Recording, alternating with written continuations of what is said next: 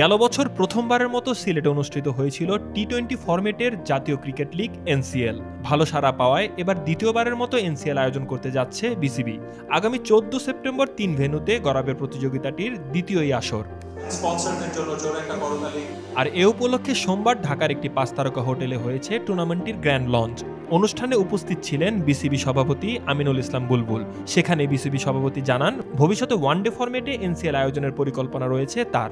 List এ মর্যাদা পাওয়া এই টুর্নামেন্টে অংশ নেবে বিভাগীয় দলগুলো। আমাদের ডোমেস্টিক টি20 এনসিএল টুর্নামেন্ট ইতোমধ্যেই শেষ হয়েছে খেলোয়াড়দের ফিটনেস টেস্ট। আজ থেকে শুরু হয়েছে দলগুলোর অনুশীলন।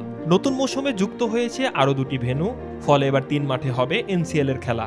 বড় বড় নামকরা প্লেয়ারদের খেলা দেখে ছোট বাচ্চারা দেখবে। টুর্নামেন্ট কমিটির চেয়ারম্যান আকরাম খান জানিয়েছেন, ক্ষুদে ক্রিকেটারদের জন্য বিশেষ উদ্যোগ নিয়েছে বিসিবি। প্রতি ম্যাচে ভেন্যু অনুযায়ী 200 থেকে 300 ফ্রি টিকিট দেওয়া হবে জুনিয়র ক্রিকেটারদের। সব মিলিয়ে ঘরোয়া ক্রিকেটে নতুন যাত্রা যোগ করতে চলছে এনসিএল টি20। এর আগে শুধুই লাল বলে 4 দিনের লিগ হিসাবে পরিচিত এই প্রতিযোগিতা এখন জমজমাট টি20 ক্রিকেটের নতুন ঠিকানা।